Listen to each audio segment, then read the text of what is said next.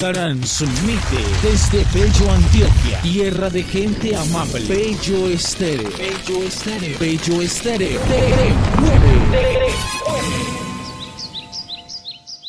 ¿Estamos en vivo, Wilson? Perfecto. ¿Cómo estás, Wilson? ¿Qué has hecho? Hombre, por ahí, como siempre, trabajando y no parando de estudiar tampoco. Bueno, Wilson, muy buenos días, bienvenido a otro capítulo más de La Tinteada con la Chiva Radio de Multiproducciones y Bello Estéreo. Wilson Quintero, bienvenido. Gracias, Willy, por la invitación y siempre es un gusto aceptarte cuando me llamas y colaborar con los espacios radiales y todos los de comunicación. Humanos en el municipio de Bello. Wilson es comunicador social de la Universidad de Antioquia, es periodista, especialista en Derecho Internacional Público y Relaciones Internacionales, magíster en Cooperación Internacional Descentralizada, Paz y Desarrollo y PhD en Cooperación Internacional y Conflictos de la Universidad del País Vasco de Euskal Herriko Universitatea. ¿Lo dije bien? Universitatea. Me tragué el TEA. Sí, exacto. Euskal Herriko Universitatea, que quiere decir Universidad del País Vasco, Willy, pero está bien. Universidad del País Vasco, está bien, excelente.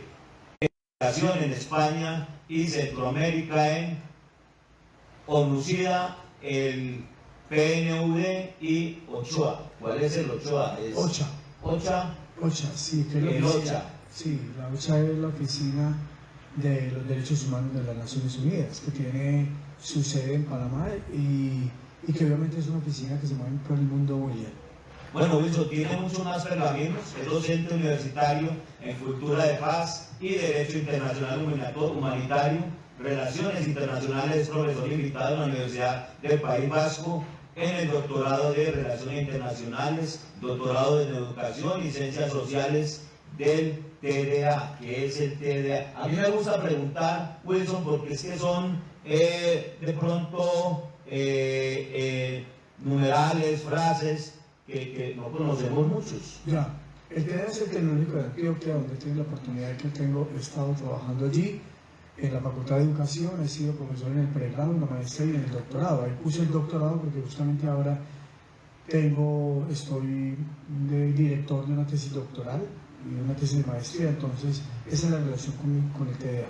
¿Qué es TDA? Su interés académico se centra en estudios de paz, memoria y reconciliación. Recientemente estuvo en una investigación sobre memoria histórica en los antiguos campos de concentración nazis en algunas sociedades europeas para conocer de primera mano el impacto en el tiempo de los posconflictos y la educación para la paz o pedagogía de paz. Fue, entre otros, en el 2020-2022 en la alcaldía del municipio de Bello, del doctor Oscar Andrés Pérez Muñoz, fue director de Derechos Humanos del municipio de Bello. De nuevo, Wilson, bienvenido a otro programa más de la Chiva Radio. Como te contaba ahora, ya no estamos realizando los programas de forma habitual a un horario habitual, sino que nos estamos acomodando de pronto al tiempo de las personas, de nuestros invitados, y estamos colgando, estamos editando inclusive estas entrevistas, estos conversatorios, lo estamos subiendo a la plataforma de YouTube. Próximamente lo estaremos subiendo como podcast a iVoox, a SoundCloud, y también lo estamos subiendo en las páginas de la Chiva Radio y de Bello Estéreo, en la sección de televisión, sección de videos. Es una forma nueva de trabajar con todos los sectores y con todos esos temas de ciudad que estamos realizando a través de Multiproducciones y de la Chiva Radio. Bueno, entremos en materia. El 9 de abril se celebra el Día de las Víctimas y de la Memoria. ¿Qué nos trae el significado de ese tema de las víctimas en un municipio como Bello, donde se está realizando, inclusive yo asistí a varias marchas y varias manifestaciones donde de pronto estos organismos no atípicos a la ley, lo que son la insurgencia, las bandas, manifestaron querer vincularse dentro de un proceso de paz del gobierno de Gustavo Petro por el cambio, y inclusive están en estos momentos, están en la cárcel de Itagüí esperando para que este proceso arranque y se realice a una cabalidad, lo que llamamos nosotros acogimiento a la justicia, y que todo este proceso de paz dentro de la transparencia del gobierno tenga una solución y se dé lo que llama el presidente Gustavo Petro una paz total. ¿Cómo es esto de la paz total en Colombia, sobre todo en las regiones y en el municipio de Bello? Empiezo por la primera parte de la pregunta que haces, William, que toca varios temas. El 9 de abril de cada año nosotros no celebramos, sino que conmemoramos, porque ninguna sociedad puede celebrar la muerte, víctimas y sobre todo un conflicto como de cualquier conflicto armado. Entonces celebramos el 9 de abril como una fecha, la conmemoramos, no la celebramos, la conmemoramos porque es justamente la fecha que hemos institucionalizado para que sea el día en que recordemos y hagamos memoria de todas las víctimas que a partir de 1948, cuando Colombia, que todavía hace parte del sistema de las Naciones Unidas y de la Sociedad Panamericana, recordarás tú, en nuestra historia tuvimos ese 9 de abril que fue famoso porque ocurrió lo que ocurrió en Bogotá. Desde ahí se estableció esa fecha como una fecha convenida por el gobierno y digamos que recientemente lo que han hecho las organizaciones y las instituciones es que esta fecha no se pierda, y la volvimos una fecha incluso más extensiva a todo lo que tiene que ver con víctimas en el país. Eso por un lado. Luego, eso para que a los oyentes y las personas que nos están viendo por el canal de YouTube de La Chiva y todo lo que tienes tú montado en internet, pues dejarse claridad. Lo otro es que sí es importante tener en cuenta que hoy, cuando conmemoramos esta fecha, ha sido justamente esta semana, debe ser y no puede alejarse de ninguna administración pública, no puede dejarse que esto pase al olvido. Yo creo que ya se estableció la fecha como tal y será para el futuro, ojalá, que cada vez tengamos mucha más participación de la ciudadanía. Como dato curioso, y te cuento por la otra parte de la pregunta que me haces, y es respecto a la paz total, que sería un poco ya como muy avanzado de toda esta conversación que he querido hablar contigo, o tener contigo, y resulta que esta semana, imagínate, la Procuraduría General de la Nación, con la visita de la Procuradora Cabello a Medellín, la Procuradora Delegada para Antioquia presentó a la Justicia Especial para la Paz el caso de la Comuna 13.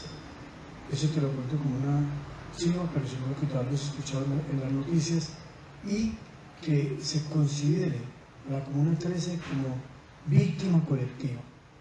¿Qué quiere decir esto? Reparación a una zona de la ciudad de Medellín como es esta, en donde no solamente la memoria la tenemos ahí puesta sobre lo que pasó allí con la Operación Orión y todas las operaciones que se hizo militar en el momento posterior incluso, y todas las desapariciones que hay allí, sino que se considere como una memoria, oficialmente como una víctima.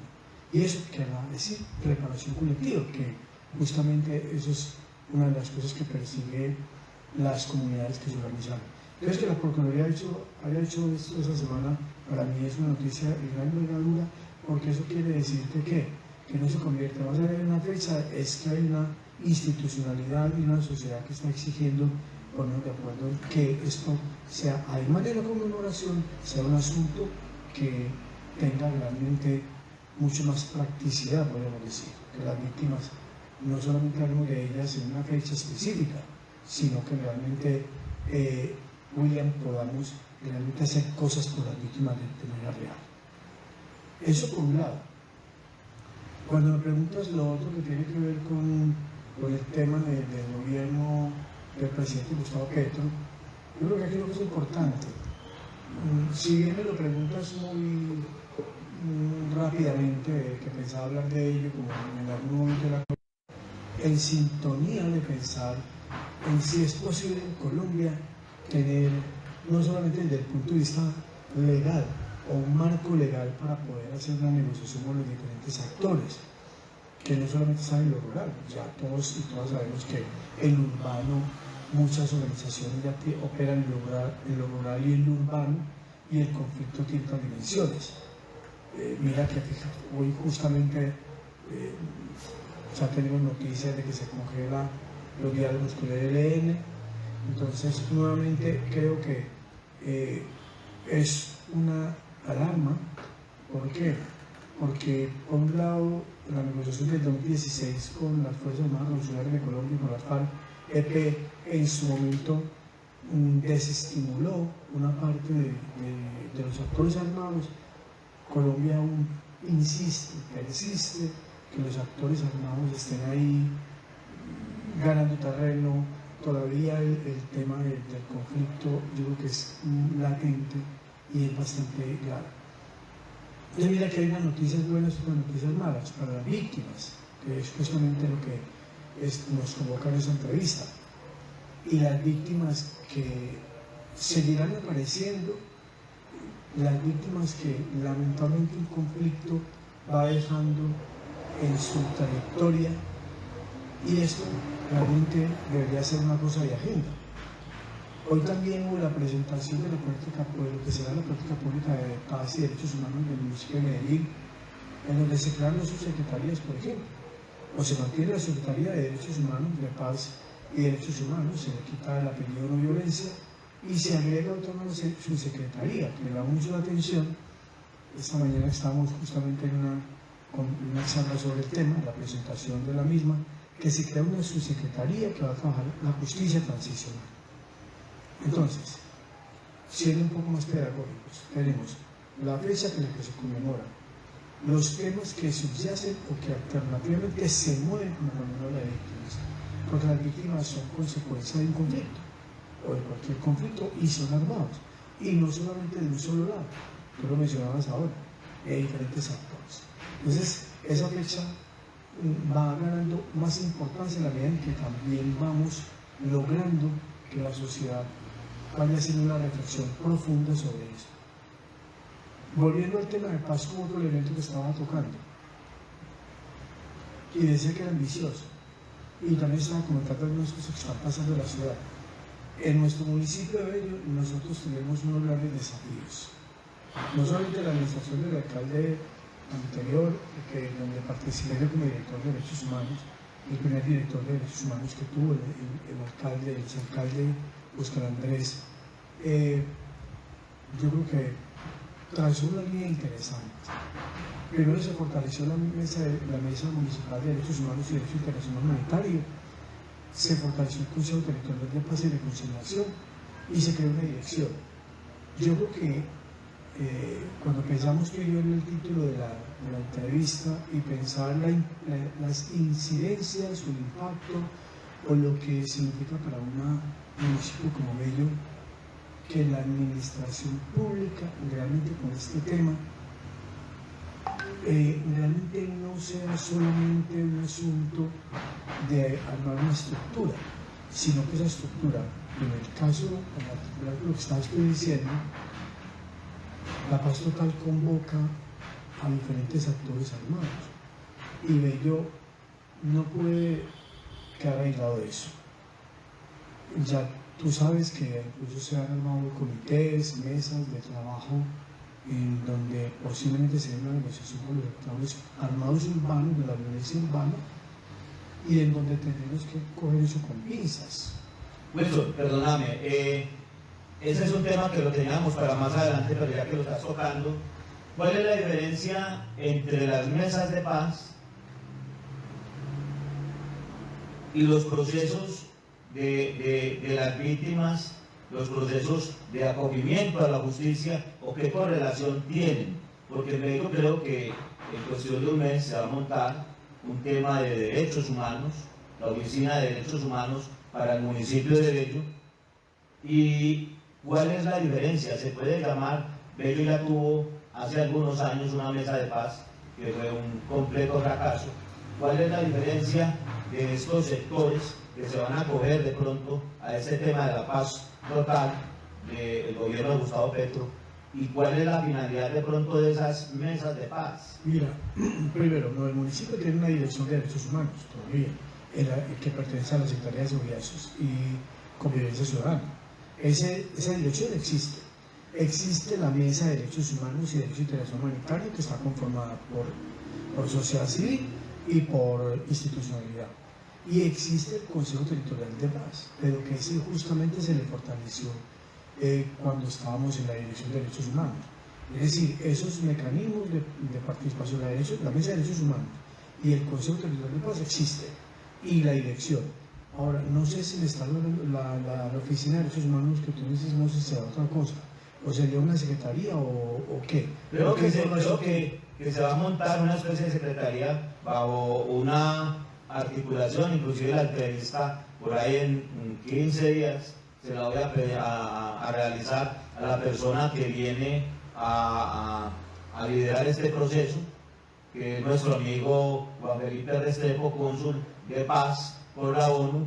Creo que es el que va a liderar eso, pero te pregunto, ¿cuáles son las diferencias y de pronto ese tema sobre las mesas de paz? Porque creo que ello es indispensable dentro, digámoslo así, el laboratorio de la paz total que se está realizando en Colombia, porque Bello tiene un gran conglomerado de insurgencia, de bandas, en el cual el gobierno va a ser muy objetivo, inclusive, por eso te lo digo y te lo dije ahora, en la cárcel de Itagüí ya hay uno de los actores, llamémoslo así, de estas bandas delincuenciales que están esperando de que esto se empiece a desarrollar. Entonces, en el municipio de Bello, como va a ser, creo yo, un laboratorio especial, pueden haber unos cambios grandes en el tema de paz, en el tema de convivencia y sobre todo en el tema de la memoria.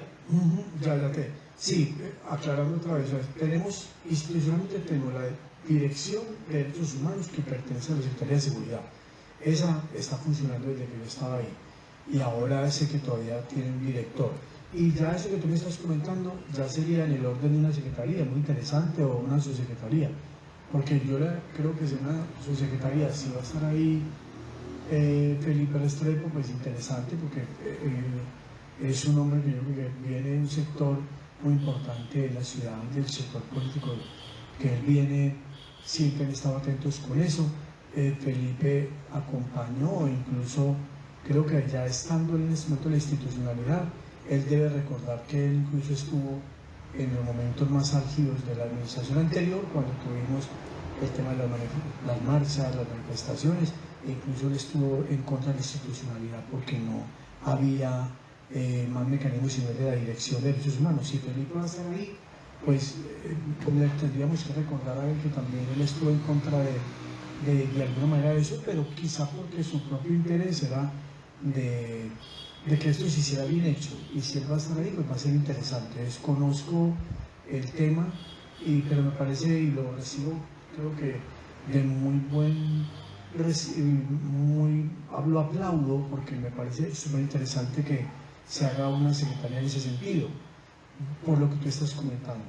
También quiero hacer la claridad que desde más o menos cuando el gobierno del presidente Gustavo Petro empezó a tocar el tema de la paz total, y sale justamente la ley que faculta ojo, que también es importante que esto solamente hay que decirlo, que se hace a través de la oficina del Alto Comisionado para la Paz.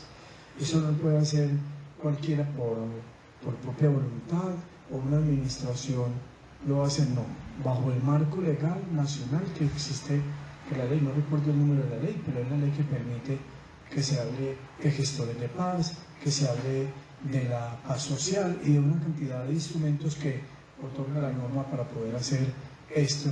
Y no se puede hacer como ha pasado ya como tradicionalmente en Colombia, que alguien asuma el portavoz o ser portavoz del gobierno porque incurriría en un delito. Entonces debe tener la venia no solamente de la presidencia de la República, sino a partir de la norma. Cuando ya se quede una secretaría, como tú me estás contando que va a pasar, ya es otra cosa, pero estará dentro del marco de eso. Es interesante porque eso quiere decir que en el plan de desarrollo debe estar ya de manera clara la creación de tal secretaría o subsecretaría, no sé cuál va a ser.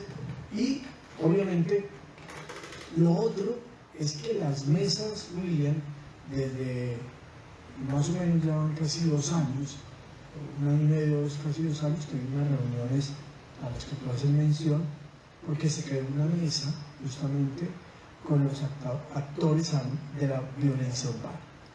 Entre esos, las bandas o las organizaciones armadas que tienen, no son insurgentes, hago esa claridad que a punto lo estabas comentando ahora. Aquí no hay insurgencia, pues en Bello no tenemos, o al menos desde hace muchos años, quizá décadas, no tenemos insurgencia ni el ELN, ni tampoco de las disidencias que sepamos. Tenemos es más un control de las bandas armadas que pueden tener un sustrato o pueden incluso tener alianzas con diferentes actores. Entendería yo en la lógica del conflicto nuestro que tienen es relación con las autodefensas gaitanistas o diferentes grupos paramilitares, porque eso es lo que se ha visto. Esas mesas que se han creado son distintas a lo otro que te estaba diciendo.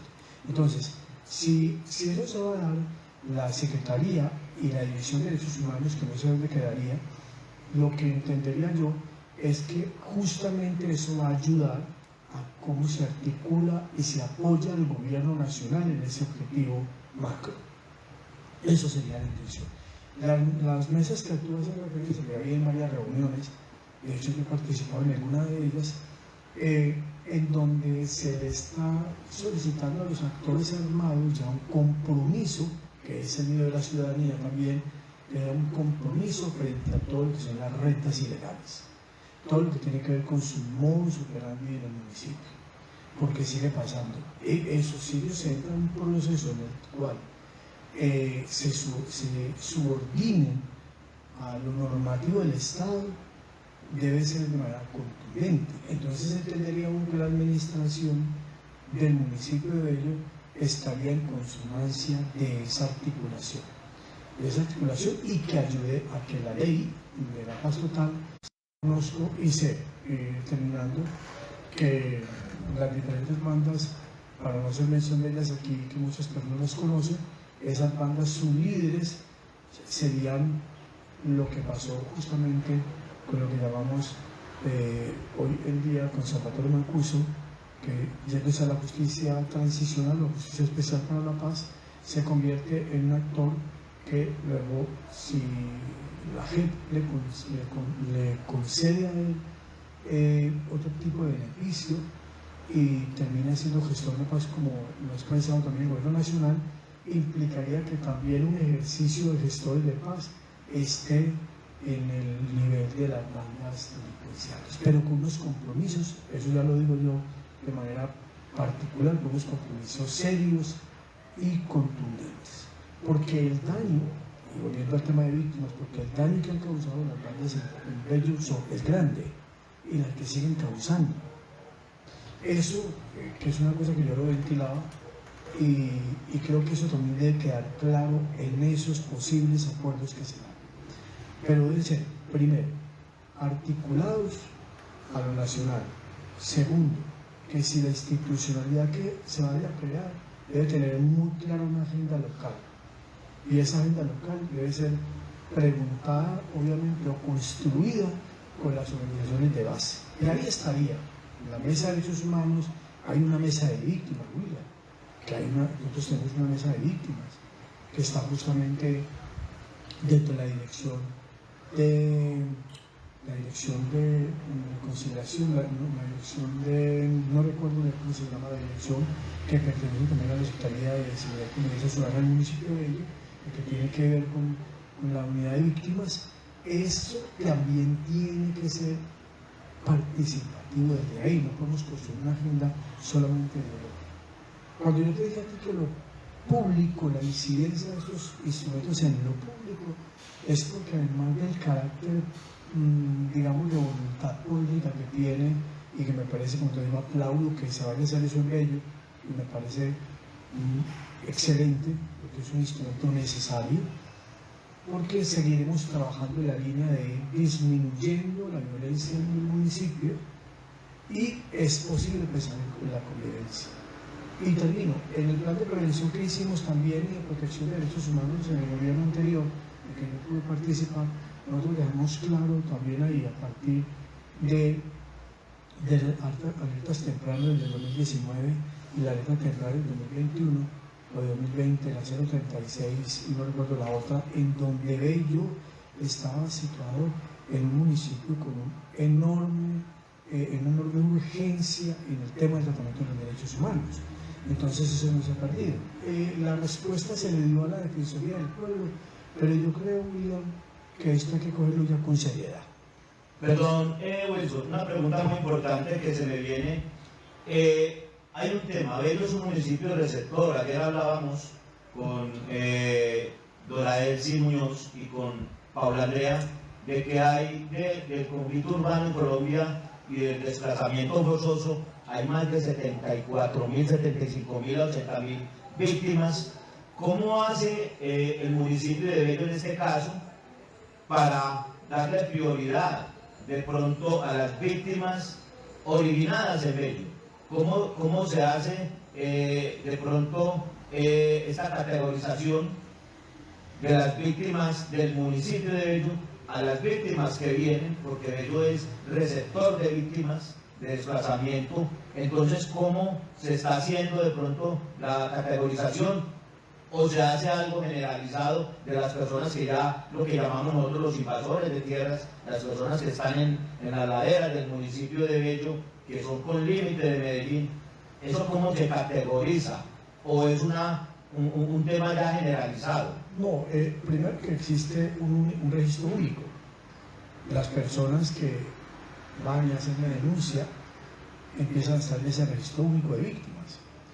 Y ese registro único de víctimas es lo normativo nacional. Es decir, eso es lo que tú dices, categorizar. O sea, para poder que una persona sea considerada víctima del conflicto por desplazamiento, hay una cantidad de asuntos que tienen que ver con eso. Entonces, hay sí unas categorías para poder alcanzar, digámoslo así, de manera tan técnica, pero que luego se alcanza como a ser clasificada, qué pena decirlo de esa manera, pero como víctima, que empieza a estar en el registro único de víctimas, y eso lo hace la unidad de víctimas. Sí, porque si no se categoriza, si no se hace un archivo de esto, ¿cómo se va a hacer la restitución? ¿Cómo se va a hacer la reparación de estos temas en el municipio? Mira, frente a eso tocas un tema bien interesante. Nosotros también hacíamos en diferentes foros con las víctimas y se ha hecho a nivel del país. Y es que todo esto, yo después de pensar tanto en los conflictos, estar conociendo, leyendo y viviéndolo en carne propia, yo creo que esto es un asunto que tiene que ser absolutamente en la agenda del presupuesto nacional y de todos los presupuestos de los municipios. ¿Por qué digo yo eso? Porque el sentido práctico es que una persona que ha sido desplazada, que le han desaparecido de su familiar, es decir, la ley 1448, que es la ley de víctimas, es la que establece esa categoría.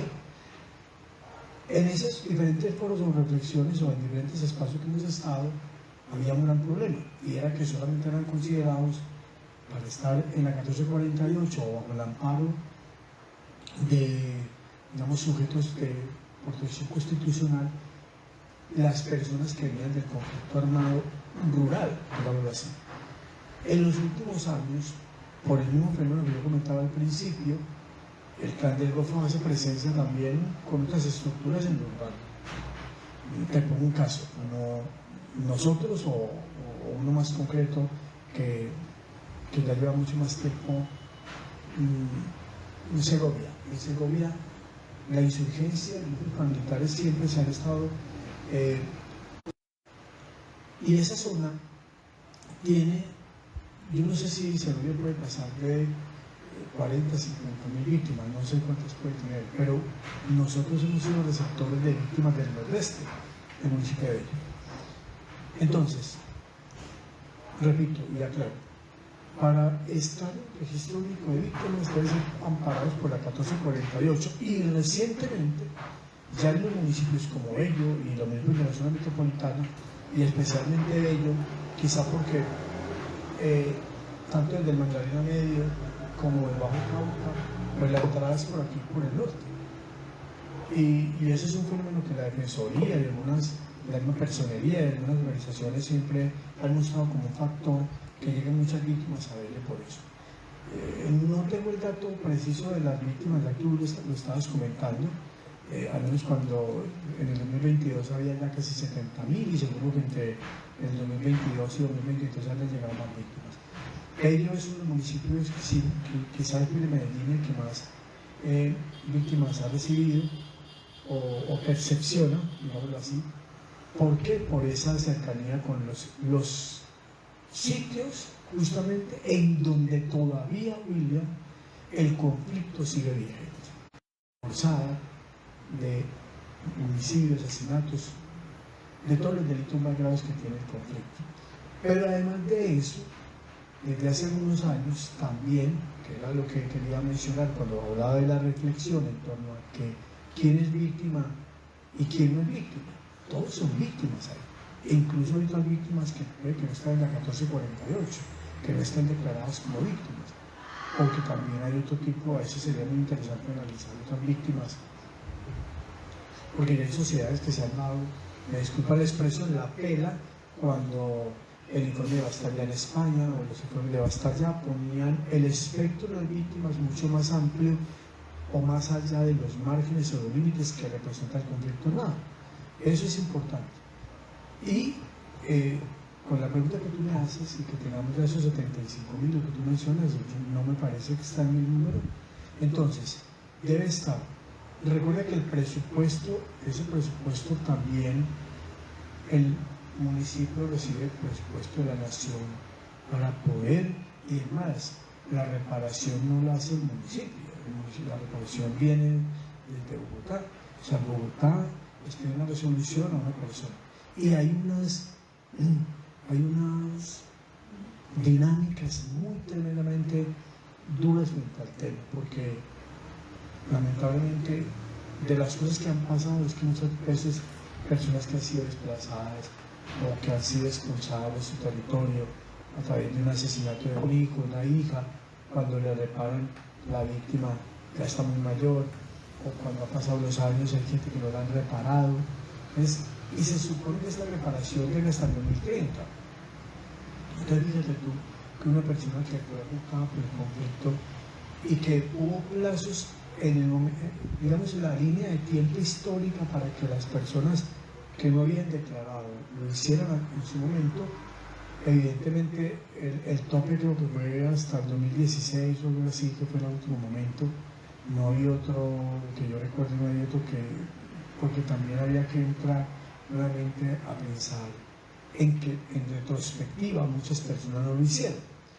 Las que están en este momento, las que están llegando, porque William, eso no para en todo el país, porque siguen apareciendo víctimas que declaran, porque siguen desapariciones, porque siguen siendo asesinados sus familiares o porque ellas evidentemente son amenazadas y se tienen que ir de sus territorios.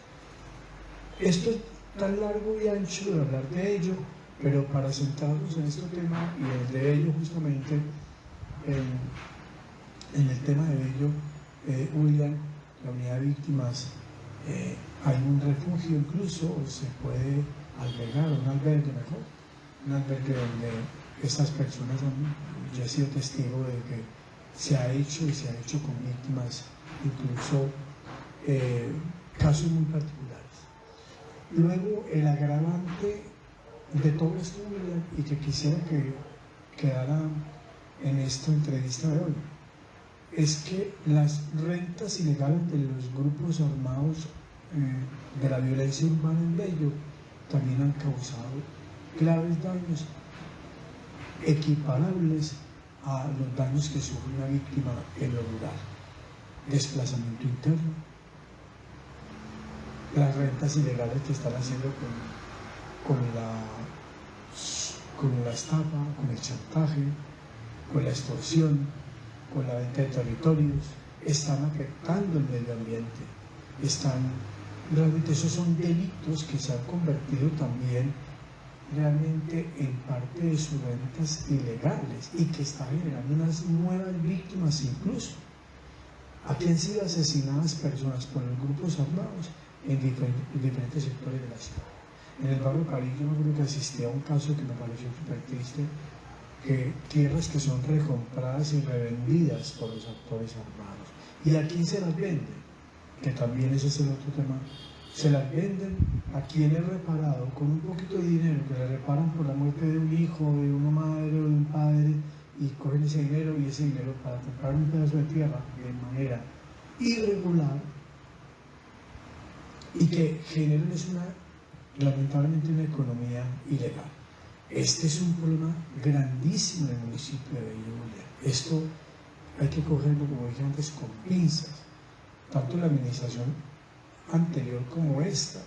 Yo creo que a mí en la anterior había yo participé porque yo estaba encargado de hacer los corredores humanitarios cuando había un juez de tutela que decía que había que hacer un operativo en contra de un territorio ocupado ilegalmente o irregularmente.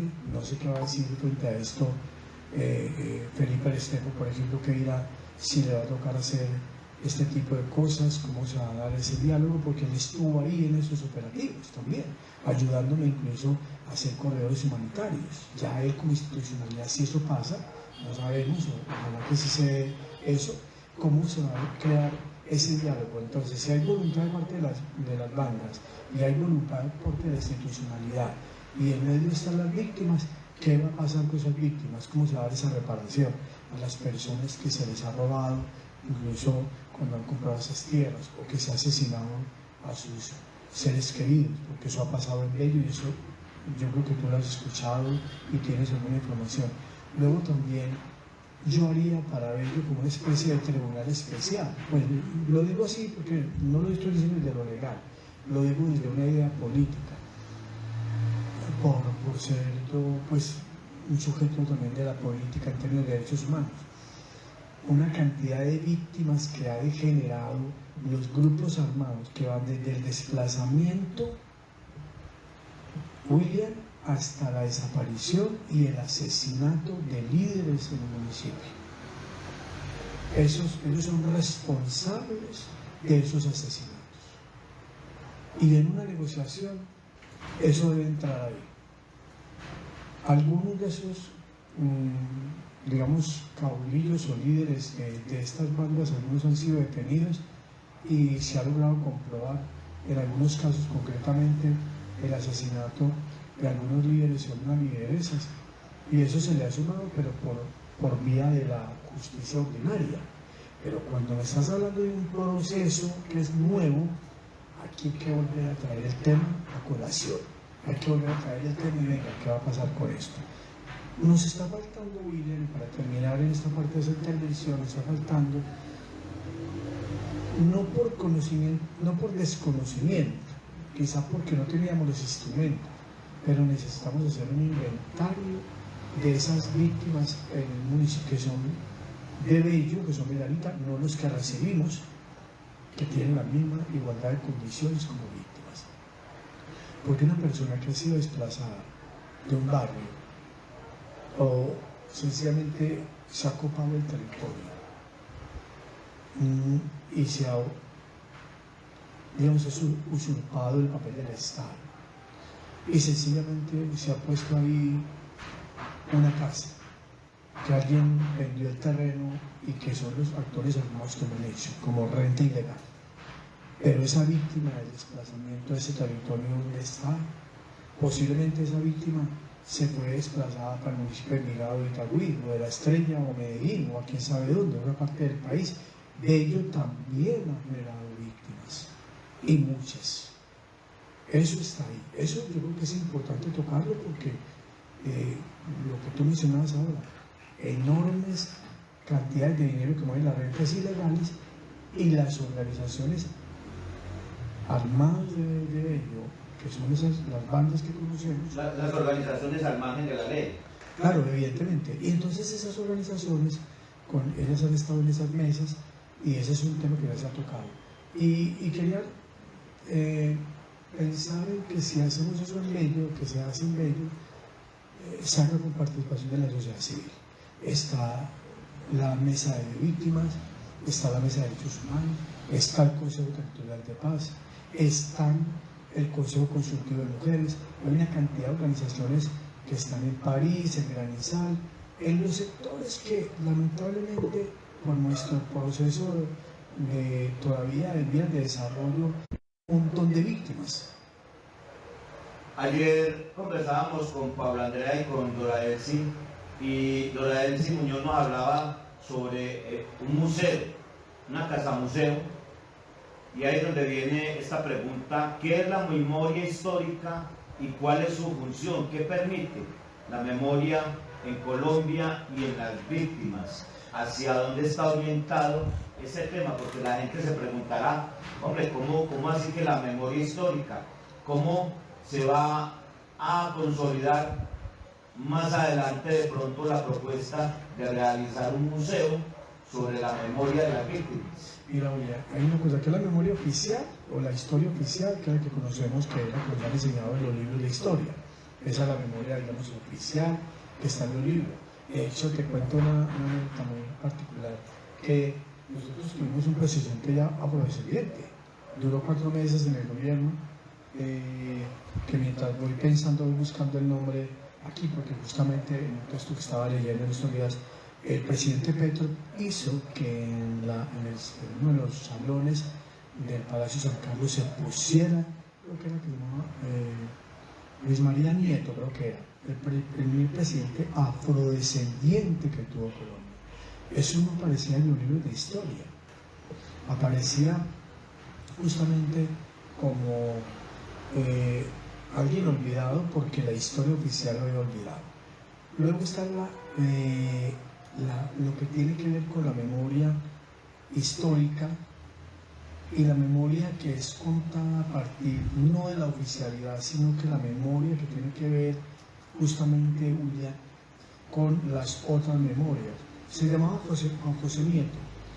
Juan José Nieto es el único presidente afrodescendiente que fue presidente del Estado de Bolívar y que ahora su imagen, su retrato está ahí en la sala de presidentes y ese teníamos nosotros, ese presidente, Juan José Nieto como... Y tuvimos un presidente que fue ya de... Aquí habla sobre Luis Fernando Nieto. Juan José Nieto Gil fue político, escritor militar y estadística colombiano, que se desempeñó como presidente en rebelión de la Confederación Granadina en el año de 1861. Fue el primer y hasta la fecha único presidente afrodescendiente de Colombia. Me encanta que compares, porque no me gusta hablar sobre lo que se llama fake news, sobre noticias. Yo trato que los datos que tengo sean datos ciertos. Y José María Melo, que fue otro presidente interesantísimo. Nosotros ya teníamos un presidente de izquierda y un presidente afrodescendiente. A la gente no debería asustar esto. Vamos a dejar de la página de Radio Nacional de Colombia debajo del chat para que la gente se datee un poquitico más sobre estos temas de la historia de Colombia. Por eso quería traer ese detalle, esa referencia de memoria histórica, como para hacer un ejercicio real de cómo la historia nos la han contado a veces solamente desde una perspectiva. Se dice que la historia la cuentan los ganadores, casi siempre, pero cuando ya hay otras voces que analizan, estudian los fenómenos históricos es donde empieza a aparecer el concepto de memoria. Y el concepto de memoria ha ido ganando terreno, Julia, cuando las personas que tú me estabas comentando, María Elsie y Paula, hablando de ir construyendo un museo de la memoria. Una casa museo de la una memoria casa museo en el municipio de Bello. Ya, es interesante, no sé cómo ellos o ellas están pensando el tema del proyecto como tal, porque sería interesante, habría que mirar en qué condiciones, cómo sería y por qué, ¿cierto? Y con base a qué, digamos, porque eso es importante. Uno entiende que en Nariño o en Caicedo, o en Granada, o en los sitios donde se han hecho casamuseos o museos de este tipo, es porque es justamente reforzar la memoria. Si yo te acabo de dar un dato que quizá tú no conocías, o las personas que lo escuchen de Jesús María Nieto, ¿por qué pongo yo ese dato? Porque en este momento tenemos la primera vicepresidenta mujer negra o afrodescendiente, como a ella le encanta que le digan, y esa mujer le han dado durísimo por ser afrodescendiente. El canciller de Colombia en ese momento, reemplazando al canciller Leiva, es de apellido Trujillo, Murillo, el que es afrodescendiente también. Entonces, la participación en política creo que es importante tener en cuenta, pero más es otra vez hacer un ejercicio de memoria, un ejercicio de cómo rescatamos nosotros aquello que no ha sido contado. Un conflicto, William, que olvida sus víctimas y un conflicto que olvida su trayectoria y cuáles han sido sus causas en los diferentes momentos. Así suele que la gente diga, no, es que mira, esto ya venimos hablando mucho, pero perdóname, nosotros seguimos teniendo en zonas aquí a 2 horas de Medellín, a 3 horas o 4 horas de la ciudad de Bello, tenemos todavía presencia de actores armados, y que el nuevo concepto que nosotros empezamos a tocar desde hace unos años es la memoria viva. ¿Qué quiere decir eso, William? Entonces, hablamos de lo histórico, la memoria histórica, aquella que da cuenta primero de datos concretos que conocemos todos, pero también la participación de otros actores o de otras fuentes para que cuenten y complementen esa historia oficial. Entonces la memoria histórica, William, es yo creo fundamental. La memoria histórica permite realmente que haya un escenario de verdad en el futuro. ¿Qué correlación tiene ese tema de la memoria histórica con el tema de los derechos humanos? Total, porque es que es la recuperación de los datos y lo que ha pasado. Cuando un tribunal se siente y le pregunta a un líder guerrillero, un líder paramilitar, ¿dónde están los desaparecidos que usted dio la orden? Ahí hay un trabajo de memoria, además del rastreo que hay que hacer de manera antropológica. Y me imagino que el restablecimiento de la persona afectada, la víctima, es la reparación fundamental. Claro, se le violaron todos, se le violó el principal, la vida. Entonces, claro, ¿cuál relación existe? Es que sin que no haya un trabajo en la memoria debe estar articulada con todos estos instrumentos que el Estado o cualquier Estado haga. Si uno piensa en pedagogía para la paz o construcción de paz, que la gente ya está aburrida de escuchar eso, piensa que ese asunto es para especialistas. No. Cuando una persona va a una unidad de víctimas, a la oficina de allí de la unidad de víctimas y dice, yo fui desplazada hace 10 años y no he sido reparada, su memoria está viva frente al tema de la desaparición o la masacre o los asesinatos que cometieron sobre su familia, o incluso siendo reparada porque se le reparó con un recurso económico a su víctima. La memoria no muere, porque sigue todavía esa persona desaparecida o esa persona que fue asesinada por un actor armado. Entonces el papel de la memoria es fundamental. Y luego, ya siendo mucho más práctico, es cuando usted le pregunta a un actor armado que está sentado frente a un tribunal especial y le dice, señor, el caso de Dabeiba, para ser un poco más claro. En Dabeiba encontramos que tuvimos que poner medidas cautelares en el cementerio municipal de Dabeiba porque encontramos fosas comunes. al estilo del más bárbaro ejercicio de la guerra, y perdónenme que lo diga de esa manera, pero brutal, que cometieron allá los autores armados.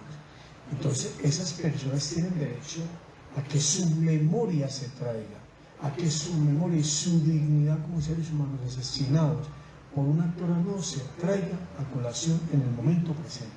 Esa es la función de la memoria histórica. Y luego, en Colombia, el otro concepto es la memoria viva. ¿Y por qué hablamos de esa memoria viva? Porque el conflicto está vivo. Porque puede que en ese momento, mientras tú y yo estamos hablando aquí en una zona del país, está siendo asesinado una persona por un grupo armado. Ese mañana ya es una víctima. Ya es una víctima. Pero mañana será memoria y no puede ser olvido. ¿Qué es la otra cosa? También hay otra cosa. También entra a colación la reparación. Claro. Entonces, cuando estamos hablando de la víctima, de la memoria, de este tema de la reparación a las familias, a los dolientes, entonces hace parte también de ese tema de la memoria, el tema de la reparación. Claro, total. Es que la memoria es la que permite después tener un expediente con claridad. Y las comisiones de la verdad, mira que nosotros tuvimos una comisión de la verdad que trabajo tan tremendo. Hay mucha gente que dice que quedamos por fuera, pero tú sabes que tiene más de 14.000 páginas y que solamente cuando uno le mete el foco a leer todos los testimonios que hay allí, eso es parte de la memoria. Transitar la memoria, William, hacer ese tránsito, pero no se puede quedar en el papel. Hay que hacer un trabajo, por eso yo cuando te decía que pensamos en las políticas públicas, y de pronto las chicas que tú me mencionas que estaban empecinadas o que quieren estar pensando en ese proyecto, sería el aporte, no, como te digo, no sabría cómo lo están planteando ellas, pero el aporte que hace la memoria, el ejercicio de memoria histórica, contada con diferentes voces, es el ejercicio que nos lleva a la verdad. Y la Comisión de Esclarecimiento para la Verdad, que terminó su mandato el año pasado, 15.000 páginas.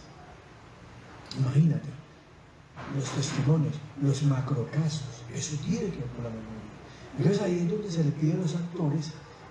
Yo a Mancuso le preguntaría justamente en todo el territorio donde él operó, desde la zona de Tierra Alta y Córdoba, donde es oriundo, pero además en las zonas donde sus tropas operaron. ¿Cuántos todavía personas están desaparecidas en Colombia que no saben dónde están? El ejercicio de memoria es eso. Bien, técnicamente, cuando ya se encuentra una cosa como de esta manera tan brutal como es la BEIMA, la JEP pone medidas cautelares sobre ese territorio, porque hay que cuidarlo, porque no se puede saquear, hay que cuidarlo, porque a los actores les interesará incluso sacar un cuerpo de ahí para que no sea investigado las causas como fueron asesinadas. Entonces el ejercicio de memoria histórica y que esta semana que estamos conmemorando el Día de la Conmemoración de las Víctimas se amplía cada vez más. Y por eso te decía yo al principio que no solamente se vuelve una fecha, se vuelve además de eso que cada administración en el plan de desarrollo tenga un rubro importante para eso, porque eso no puede ser. Yo voy a hacer un ejercicio de memoria también personal, y tú no sé si, quizá porque somos contemporáneos en edad, tú recordarás quizá en territorio del municipio de Bello, sobre todo hacia la carretera Medellín-Bogotá por esa autopista y por algunas zonas que le decíamos denigrantemente, le decían botaderos. Los botaderos del norte de la área metropolitana. Eso afecta dentro de lo que es la estigmatización del municipio. Claro, el tema de los botaderos en el norte, porque cuando no es en el río, es arriba, en la zona limítrofe con Copacabana, por la parte del túnel arriba. Claro, entonces por eso traigo a colación también ese dato, porque yo creo que siendo yo muy joven yo recordaba eso. Y otra cosa que hay que trabajar mucho desde la memoria para construir una sociedad diferente, y que nosotros pensamos en jóvenes que ya no tengan miedo, que los jóvenes que no tengan miedo de poder conocer esa historia para que no la repitan. Porque la idea, y cuando yo hago una investigación sobre la memoria, es porque nosotros debemos mostrarle a la juventud la cara más dura que hemos puesto nosotros frente al tema del conflicto. Hay que mostrarle al joven que incluso familiares nuestros, o amigos o amigas, se quedaron ahí en el camino, porque fueron desplazados, porque fueron desaparecidos o fueron asesinados. Ese es el papel de la memoria. Ese es el tema de la verdad. Eso, entonces, claro, pero es que están... Y ahí nos liga a otro tema, nos lleva a otra. Yo tenía unas preguntas que tú las has estado respondiendo, entonces por eso ya no te las voy a hacer. Entonces, ese tema de la verdad, ese tema de la memoria, nos lleva al tema de la cultura de paz. Mira, eso que tú perdón, lo que decía Dora Elsie Muñoz ayer y Paula sobre el tema de pronto de ese Museo de la Memoria, ya nos lleva y nos traslada al tema de la cultura de paz. Hablemos sobre el tema de la cultura de paz. Mira, William, yo no quisiera como pasar como cuando se le vuelve un lugar común y se vuelve un lugar común ese tema de la cultura de paz, pero yo quisiera como enviar ese mensaje a las personas que vean y que escuchen esta entrevista. Si yo tengo 59 años en este momento y yo en estos casi 50 años que tengo memoria, desde mi infancia yo tuve un relevo generacional, pero el relevo yo cargué con la misma herencia del conflicto.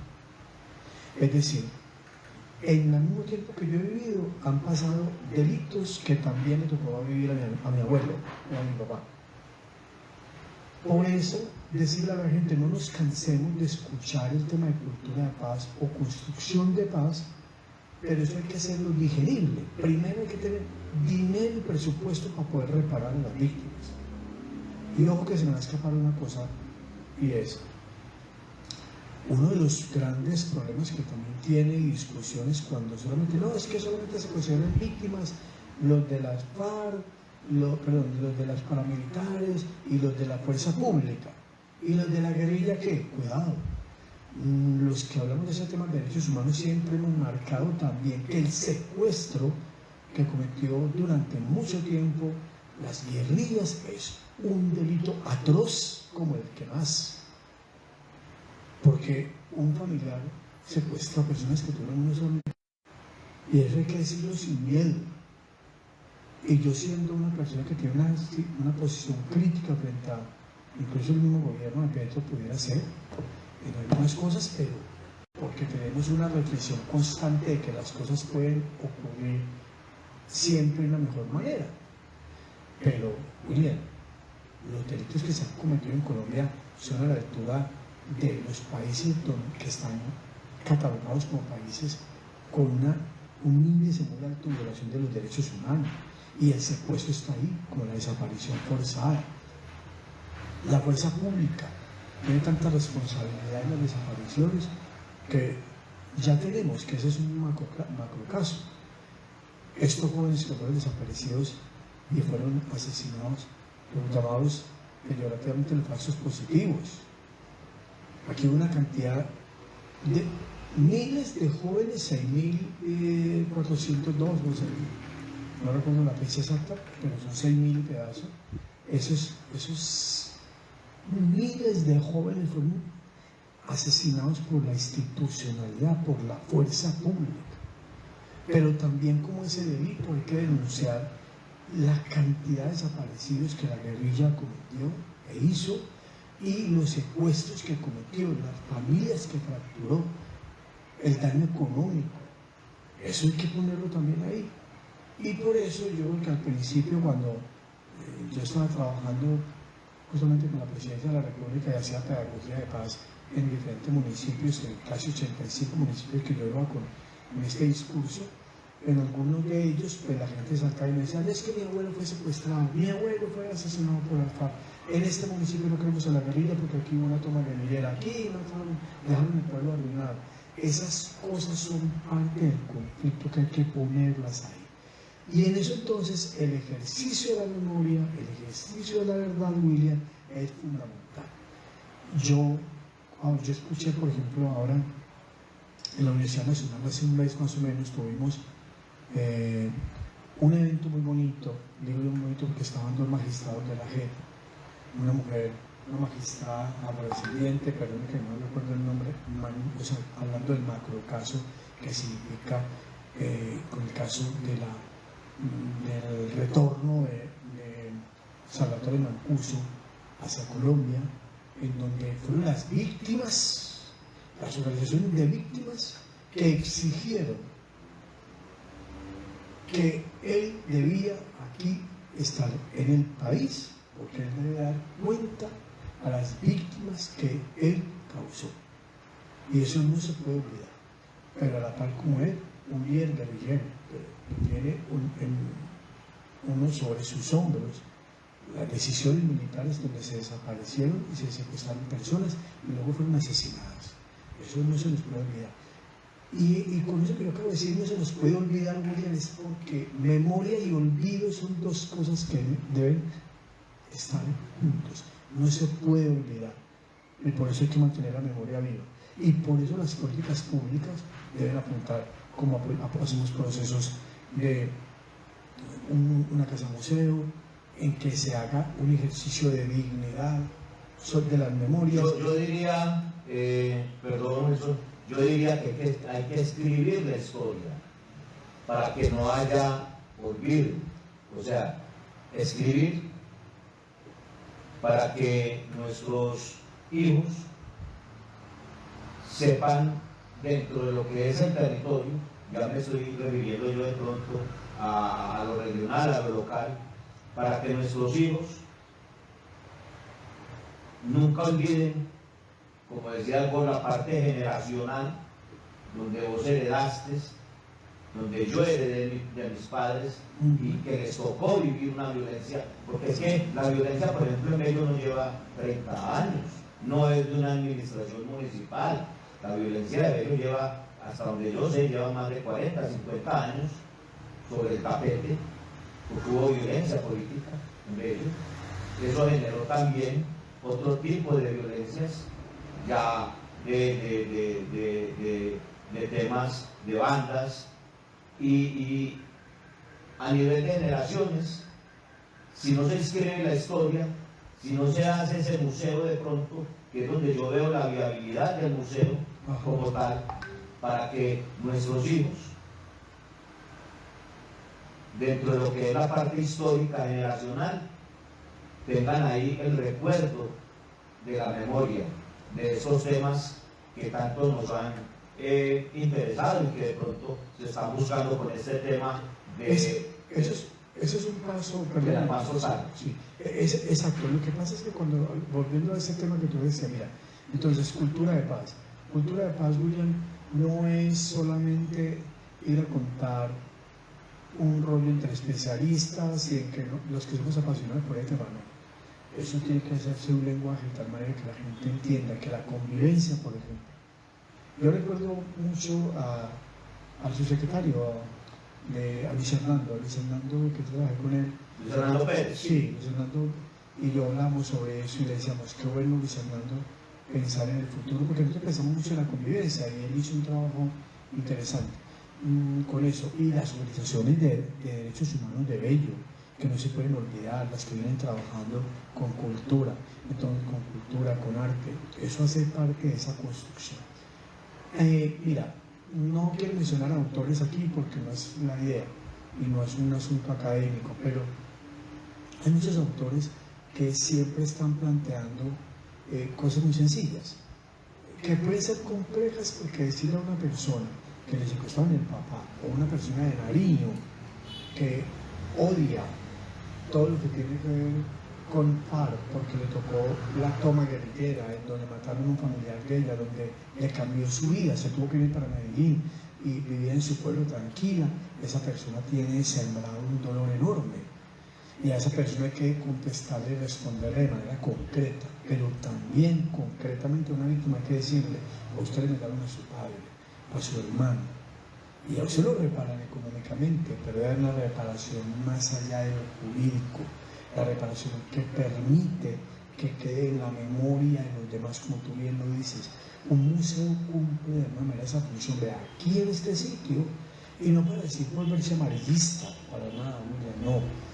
Tú te imaginarás una cosa, cuando tú llegas, por ejemplo, a Polonia, o llegas a Alemania, un campo como el de Bergen-Belsen, donde murió Ana Frank, y tú dices, pero este campo aquí, ¿por qué no es un centro comercial? Una urbanización.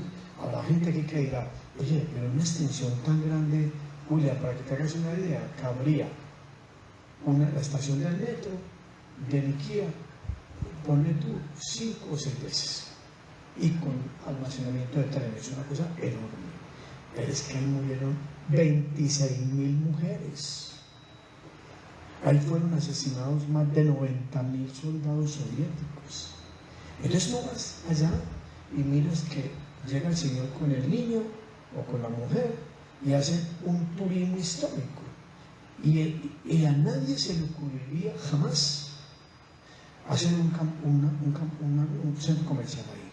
Jamás. Antes, al contrario, se han vuelto lo que se llama Memorial Museo o los museos de la memoria. ¿Por qué huyen? Porque eso hay que mostrarlo. ¿Cuál fue lo que hicieron incluso con ciudadanos suyos o cómo fue que se hizo ahí? ¿Qué pasó? Eso es memoria y eso es después para poder reparar. Es memoria también trayendo a colación lo de la Comuna 13. Sí, las comeras. Y es cultura turística, es turismo a nivel internacional.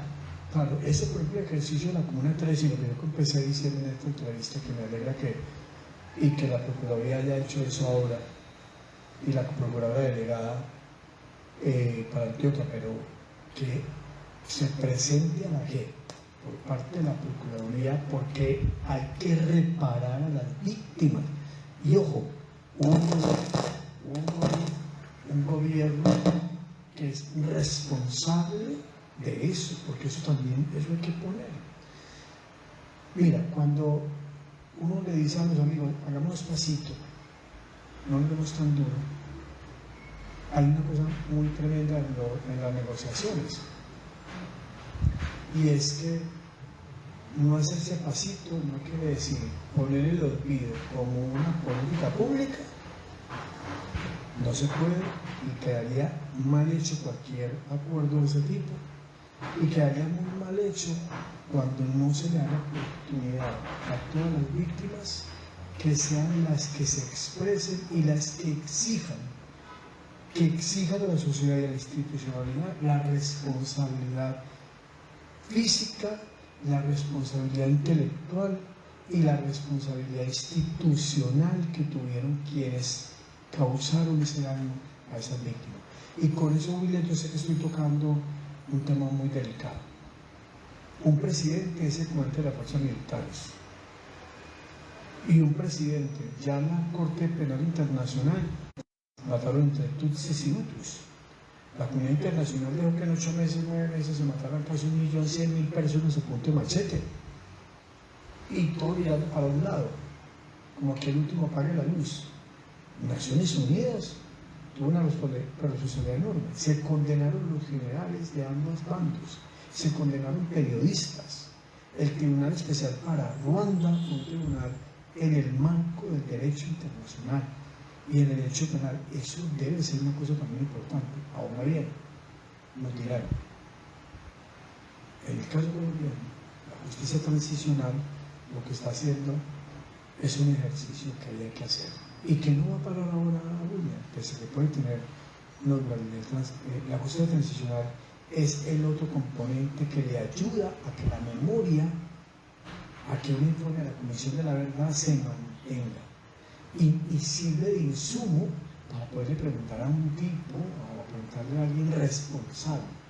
Me da igual que sea un político de cualquier partido, pero él tuvo una responsabilidad moral y una responsabilidad institucional, porque se nos olvida que vuelvo al tema que yo te propuse que pensáramos en políticas públicas o qué tanta incidencia tiene eso en lo público. el que asume un cargo público es representación y es el vocero de la sociedad y debe obrar en virtud de la verdad, en virtud del buen gobierno, en virtud de la no corrupción. Esa es una de las funciones de la personería en el caso de los municipios y las gobernaciones. La personería ejerce esas garantías. Usted estuvo en el tema de derechos humanos. Hablemos de las garantías de las víctimas en el municipio de Bello y cómo se están visibilizando. O sea, ¿cuáles son esas garantías y cómo se visibiliza en un municipio que tiene tanto índice y que es receptor de tanta violencia, de tanto desplazamiento urbano y que tiene sus actores, sus bandas en el municipio de Bello? Por eso te decía que muy interesante la noticia que tú estabas dando ahora, de que si vamos a tener una Secretaría de Paz y no violencia, o una Secretaría que va a manejar todo ese tema y que va a ser garantista de que tiene que ser garante, tiene que serlo, claro, ante la comunidad, claro. Inclusive porque ya existe la entidad que es la personería, el personero del municipio, esta otra nueva mesa o dirección de derechos humanos tiene que ser garante. ¿Y cómo se va a visibilizar ese tema? No, eso, como te digo, tiene que ser que si eso se da, ese sería un instrumento más, además de los que he mencionado antes, un instrumento más que ayudaría mucho a las víctimas, que se fortalezca mucho la protección de las víctimas. Recuerda que en Colombia, constitucionalmente, hay personas que son de preferencia o de protección constitucional. Y entonces están las víctimas del conflicto armado. Y cuando uno habla del conflicto armado, yo creo que hoy en día la 1448 se nos quedó un poco estrecha, porque la violencia urbana es una violencia brutal. Y yo soy muy crítico de eso.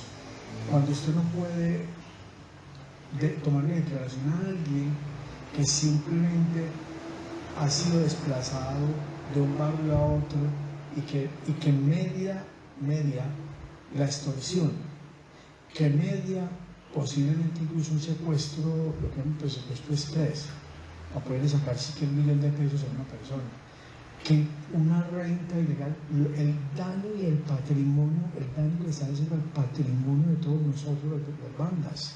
Las bandas son absolutamente esos actores armados aquí que hacen un daño terrible y que han construido realmente, incluso decirlo William, una forma de vida que incluso creo que en algunos sectores la han legitimado. Yo todavía digo, pero ¿cómo va a ser que esto nosotros en el país nos volvamos como un paradigma de lo que hacen las bandas aquí y que luego incluso hemos exportado? Ya la franquicia de las bandas grandes está aquí, están en el norte del departamento, en diferentes localidades del departamento de Antioquia.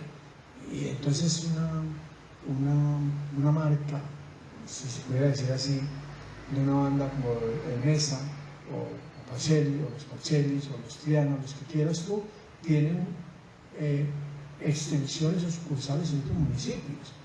Pues es que eso yo creo que... Y hasta en otros países. Vamos a un tema que es actual, es contemporáneo, en el tema de nuestros gerentes, administradores, llamémoslo así, públicos, los gobernadores, los alcaldes en Antioquia, con una problemática que están politizando de pronto con el tema de oposición, con el tema de la inversión nacional a nivel regional. Ellos no creen en el tema de la paz total, en el tema de que estos sectores, y lo han dicho públicamente, lo han dicho, usted ya sabe de qué estamos hablando, sí. No creen en la paz total del gobierno de Gustavo Petro, del gobierno del cambio, y ellos dicen que hay que judicializar y penalizar esos sectores, que el perdón y olvido no juega en esos temas de acogimiento a la paz, a la justicia, a la memoria de las víctimas. Y en cierta forma hay una oposición que la están llevando hasta el escenario político.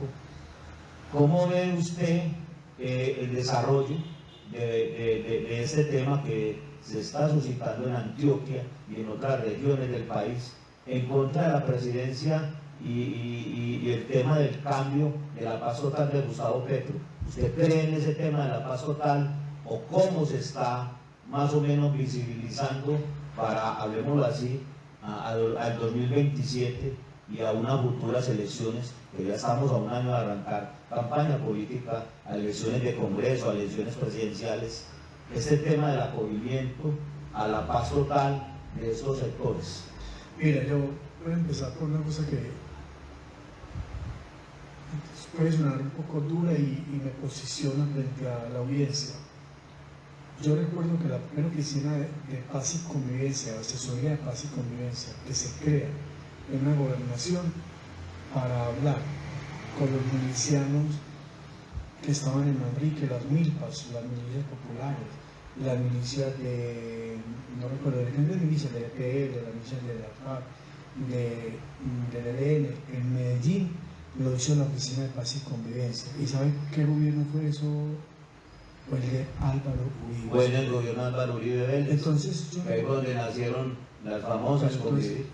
Pero después, exacto, después de eso, yo entiendo muchas personas que cuando dicen que Álvaro Uribe era líder, y él mismo en su discurso se muestra en contra de la paz, pero luego las acciones políticas que él ha hecho ha sido incluso con Santos, que se fue su ministro de Defensa, y Santos firma la paz con la FARC, pero esa búsqueda de la paz había empezado en el gobierno de Álvaro Uribe Vélez. Entonces eso tiene que ver con memoria. Eso tiene que ver con memoria. Entonces, cuando uno y Santos fue el que más persiguió toda esta insurgencia y todo este tema de la guerrilla, del narcotráfico. Los golpes más duros a las FARC fueron bajo las directrices y estrategias del ministro de Defensa, del presidente Santos y de Álvaro Uribe. De Álvaro Uribe, con la presidencia de Álvaro Uribe. Claro. Que después de ahí fue donde salió la candidatura a la presidencia de Santos y se le retiró al partido político de Álvaro Uribe Vélez. Entonces, por eso es cuando yo escucho gente que... Y ahí nació el Centro Democrático. Claro, entonces cuando uno escucha eso, que hay gente que habla del Centro Democrático o habla de la orilla de la ideología de Uribe, dice, no, Uribe, contra la guerrilla, contra la paz, pero es lo contrario. Antes, mire que ahí está la historia para mostrar que justamente Álvaro Uribe Vélez siempre estuvo buscando un espacio para la negociación con las FARC, con la ELN, con todo el mundo. ¿Por qué te traigo a colación eso? Porque digamos que esa es la oposición más fuerte en este momento a la paz total. Los parlamentarios... La politizaron, el tema de paz no, siempre se politizó. Pero igual siempre es un tema político, William, siempre hay que verlo sin miedo. La política es, como decían el filósofo, es la guerra por otros medios. La política es eso, la política es la argumentación contra argumentación, el moverse poderes, posicionarse, y ganan en unas elecciones. No utilizamos la violencia y las armas, que eso debe ser la idea. Pero comentaba y empecé por lo de Álvaro Uribe, no por lo de Petro, porque entonces todo el mundo está diciendo es que Petro es el que quiere acabar con el país porque está hablando de paz. Y hablar con los bandidos, hablar con... Ya el gobierno de Santos habló con otros bandidos. Es porque no entiendo yo en la inteligencia que puede tener Álvaro Uribe, pero más maquiavélico no puede ser. Porque lo que está ocurriendo es que él, que ha sido un precursor de las negociaciones, en este momento su discurso sea un discurso contrario a cualquier negociación. Y que sus parlamentarios y que una cantidad de miles y millones de personas digan, perdón que lo voy a decir, como personas irresponsables, y dicen, no, es que, ¿cómo van a hablar con los bandidos?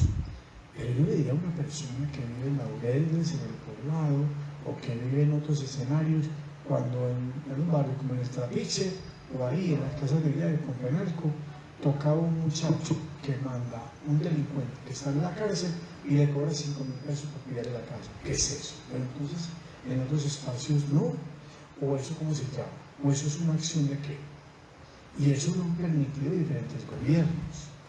Y no gobiernos de izquierda, porque tampoco voy a poner la cara por el gobierno al que yo en este momento no trabajo con él. Pero hay un asunto que nos debemos comprometer todos.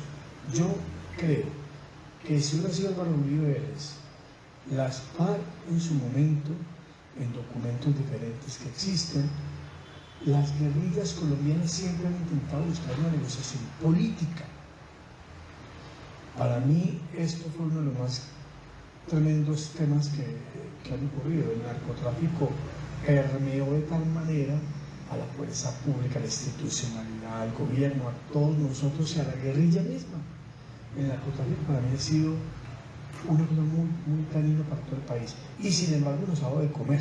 Y lo digo que nos ha dado de comer, ese plural lo pongo no porque me haga de comer a mí, pero incluso el lavado de activos. Hasta hace 15 días cogieron, viste el operativo que hizo la Fiscalía General de la Nación, la Unidad Especial del Delito del Testaferrato, personas que vienen delinquiendo desde más de 30 años, testaferros de las autodefensas, pero también hay testaferros de la guerrilla, testaferros de los políticos, que son un montón de cosas.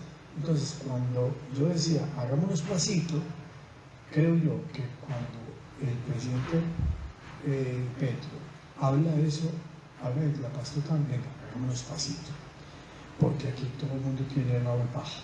Aquí hay una cantidad de gente que si usted le mete el zoom, va a encontrarle, y eso no se varía en ninguna negociación, sino que eso otra vez nos pondría otra vez en un conflicto. Una negociación con las bandas, estas bandas armadas, William, tienen unas connotaciones muy particulares.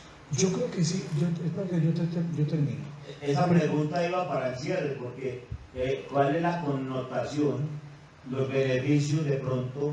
Te la voy a hacer de una vez para el cierre, ya que la vas a tocar. En el municipio, en el área metropolitana, digámoslo así, de una negociación con estos sectores delincuenciales, sectores armados, en todo este trajinar de la paz total. ¿Cuáles serían esos beneficios? Ya para el cierre de este conversatorio, de esta entrevista, ¿cuáles serían esos beneficios para la comunidad, sobre todo, que es la comunidad, sí, que es la que más aporreada está en ese tema del conflicto armado? Mira, a mí se me acabó de ocurrir una cosa cuando yo vi la noticia de la Comuna 13. La Comuna 13 debe ser reparada, porque si la Procuraduría lo dice y lo presenta a la JEP y lo asume como una víctima colectiva, debe ser reparada. En Bello necesitamos reparación también, y esa reparación es una condición que yo le pondría a los actores armados. Ese es un beneficio para la gente, un beneficio para la sociedad villalita. Para ellos no, porque quiere decir que ellos tengan que, de su riqueza ganada de manera ilegal, ellos tienen que responder por eso. Y tienen que responder también que esos del municipio, esos desaparecidos, deben responder las bandas por ellos. ¿Cómo sería esa separación, Wilson? No, infraestructura, inversión, no sé, ya eso es el tema sociocultural, de pronto en el deporte. Se me está ocurriendo, oye, con la pregunta y con lo que estoy viendo yo, y es una cosa que ya a mí no me da miedo decirla, porque lo estoy diciendo como asunto de causa. Habrá unas reparaciones que son individuales y otras reparaciones que es el colectivo. Pero el municipio de ellos necesita ser reparado por las víctimas. Las víctimas del municipio de ellos deben ser reparadas, y las víctimas, muchos que hemos sido víctimas por las bandas. Y las bandas deben ser, eso debe ser claro, cometido en territorio villanita. Y las bandas se deben, cuando vayan a esos tribunales, ellos deben, no se puede aplicar como un delito político, y para ellos habrá como una especie de justicia también transicional o especial, porque la justicia transicional son para delitos que tienen que ver con delitos políticos, que esa es otra cosa que quiero decir con eso, que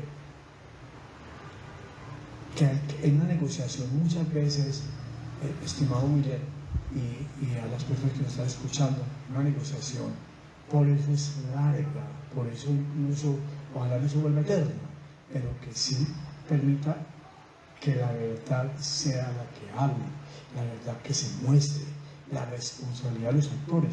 Y ahí está, de alguna manera, la sabiduría de los jueces y de quienes conocen el tema legal, lo hagan de tal manera que, primero, y para terminar, las víctimas y la víctima en el municipio de ella deben ser reparadas con los recursos que vienen del orden nacional, con algunos recursos que vengan también de la institucionalidad y con políticas públicas que le apuntan a eso, pero en una posible negociación de lo que estamos hablando, en el marco de la paz total, a los actores armados urbanos que nos han causado tanta violencia y tanto daño y han cometido tantos delitos, deben reparar el municipio y deben reparar las víctimas. Yo creo que eso también debe ser claro, antes de amnistiarlos. Porque yo sí, el gobierno tiene las herramientas, para eso está la apropiación de bienes, para eso hay muchas herramientas. Y que eso se convierta en una condición, para mí es una condición, en una negociación. Eso ya se ha tocado en las diferentes mesas que se han tenido, o en esa mesa del Valle de la Borra, que está trabajando ese tema, en la agenda de la negociación con las bandas, ya se ha tocado ese tema económico. Y de hecho con la sociedad civil se ha hablado. A mí se me ocurre lo de ello porque somos de aquí nosotros y porque yo creo que los líderes de ellos que están en este momento privados de la libertad, ellos también la tienen clara, ellos saben qué es eso, pero la tienen clara también, pero sin embargo sus estructuras afuera siguen manejando el tema de las rentas ilegales. Y para poder parar eso, que eso sería un beneficio para la sociedad. Venga, usted se compromete a que todos estos muchachos, jóvenes y todos los testaferros que ustedes tienen paran este tema. Y si no, y dar unas temporalidades también. William, dar unas temporalidades. La sociedad no puede seguir aguantando todo esto. Y sin embargo, William, y yo con eso creo que sí va a haber el cierre definitivo. Cuando los casos que yo he conocido, de madres, las madres de familia que me iban a poner una denuncia, que tenían la denuncia en la fiscalía, que me decían: el municipio, ¿por qué no me ayuda? El municipio, ¿por qué no hace nada por mí? Mi muchacho se perdió allá, vea, las cámaras lo vieron cuando ellos se lo metieron para allá. No aparece el cuerpo. ¿Dónde está el cuerpo? ¿Quién es el responsable de que lo haya exterminado de tal manera, William, que es atroz decirlo? De todas maneras, ya no quiero tocarme temas de ese tipo porque es muy peligroso y es muy delicado, pero sí pasó que esa persona entró a un barrio y de ahí no salió y no apareció el cadáver, no apareció. Esa madre William, necesita y debe ser reparada, y esa es una condición para el tema de la paz total. Y la paz total es una reflexión también, William, que nos toca en el Consejo Municipal. Yo encuentro un poco peligroso es que los representantes en el Parlamento, por parte de ellos, tienen una posición muy contraria al gobierno nacional. Yo no sé qué piensan con respecto, pero si piensan con el tema de las otras reformas que plantea el gobierno nacional, igual que con la paz que tienen con el tema de salud y con el tema de las otras reformas que tiene el gobierno Petro, esos representantes de aquí, esos senadores, los representantes allá, están mandando un mensaje que son de aquí de ellos, si tienen la misma posición contraria al gobierno, estarían en contra de la paz total. Y entonces el gobierno local le tocará sentarse con esos actores, con esos senadores y decirle: venga, este tema hay que manejarlo así, porque mira que es un doble discurso y no se puede andar por las ramas en estos temas. Yo creo que no, hay que ser muy claro. Bueno, esto fue otra tinteada con William Gutiérrez de Guti Producciones, nuestro invitado especial, Wilson Quintero, conflicto, víctimas, memoria y en la agenda pública, todos estos temas de la paz, de las víctimas, de la memoria histórica, a través de Guti Producciones, la Chiva Radio Bello Estéreo, su servidor William Gutiérrez. Wilson, muchas gracias por haber asistido a este compromiso con los temas de ciudad, con los temas de las víctimas, de la memoria histórica y sobre todo tan importante el tema de los derechos humanos a nivel nacional, regional y municipal, un tema que yo creo que contigo daría para muchas horas más y próximamente de pronto haremos otro programa, va a venir Felipe Restrepo, donde vamos a hablar también de temas de paz, de pronto de esa subsecretaría de paz en el municipio de Bello, mesa de paz, y por ahí en 15 días estaremos hablando sobre más temas de paz, más temas de conflictos y muchas gracias Wilson de nuevo.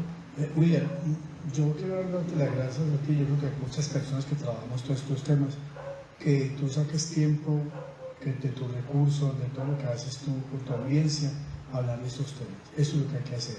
Termino con una anécdota. Cuando los periodistas, en el caso de Ruanda, que toqué ahora, después de 20 años del genocidio de Ruanda, muchos periodistas fueron juzgados por el Tribunal Internacional de Ruanda por delitos de lesa humanidad. ¿Por qué? Porque ellos utilizaban el micrófono para decir: esas cucarachas vienen caminando por el parque, miren, salgan rápido, que esas cucarachas van a entrar a sus casas. Yo me vi la película, inclusive hay una película sobre ese tema. Yo me vi una película y vos hablabas de la ONU, ese tema no fueron capaces, fue un tema grande de un genocidio. Claro, eso es un genocidio. Hay una película, no me acuerdo el nombre ahora, pero... Hay varias, hay una que se llama Hotel Ruanda, es uno, hay otra película protagonizada por... ese Hotel Ruanda, no me acuerdo quién es, esa es una bonita película, pues muy dura. Hay varias. Y esa guerra, si nosotros, ese conflicto y ese genocidio que se cometió allá, que cuidado, nosotros hemos tenido tenemos delitos de lesa humanidad. Nuestro conflicto no puede negarse que tiene delitos de lesa humanidad. Y lo que quiero decir con la función tuya como comunicador, como periodista, que hagas ese ejercicio, que nos pongas a hablar a diferentes, porque esta función social del periodismo es una función absolutamente que la historia quedará ahí como un elemento importante de contribución de cultura de paz. Que no terminamos eso, que la cultura de paz es todo lo que hagamos en torno a buscar memoria, reparación, no olvido, pedagogía para la paz, pensar y cómo construimos una sociedad que viva en convivencia, que no se diga mentiras, que no destrocemos a la dignidad de las víctimas, que no destrocemos al otro simplemente como podemos evidenciarlo ahora, que traigamos a colación y que un medio de comunicación haga eso, eso ya es completamente positivo. Eso yo creo que es lo que agradece enormemente y se convierte en la causa de un asesinato sobre una persona, empieza a tener una connotación diferente. Por eso es que el papel del medio de comunicación frente al tema de la negociación, frente a la cultura de paz y la construcción de paz es fundamental. Gracias, muy bien. A ti, Wilson, muchas gracias por haber estado aquí en los micrófonos de la Chiva Radio, la tinteada de Guti Producciones William Gutiérrez. Ya nos despedimos. Te agradezco mucho, Wilson. Para la próxima vamos a volver a los micrófonos y